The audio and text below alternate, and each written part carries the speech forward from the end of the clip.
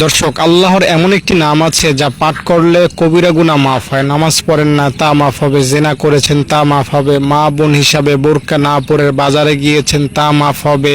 সুদ খেয়েছেন, তাও মাফ হবে। মনের ইচ্ছায় অনিচ্ছায় অনেক প্রকারের, অনেক রকমের, অনেক শ্রেণীর ছোট বড় গুনাহ করেছেন, সব মাফ হবে। আল্লাহ তাআলার এই নামটার এত পাওয়ার, এত ক্ষমতা, এত অ্যাকশন, আপনি একবার পড়লেই মন থেকেই উপলব্ধি করতে পারবেন।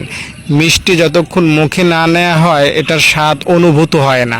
আল্লাহর এই নামটা যতক্ষণ জবানে না নিবেন ততক্ষণ বুঝতেই পারবেন না যে এই নামটা জীবনে আগে বেশি বেশি পড়লাম না কেন। দর্শক, আল্লাহ তাআলার সেই নামটা হলো ইয়া হাইয়ু ইয়া কাইয়ুম। এই দুইটা নাম পড়ার নিয়ম আছে। এই দুইটা নাম শুধু আল্লাহ তাআলার সাধারণ নামই না, বরং অনেক ওলামায়ে কেরাম এই দুইটা নামকে ইসমে আজম বলেছেন। আর ইসমে আজম সম্পর্কে হয়তো আপনি শুনেছেন, এমন নাম কি ইসমে আজম বলা হয় যা পড়ে যা চাওয়া হয় আল্লাহ তাআলা তাই দিয়ে দেন।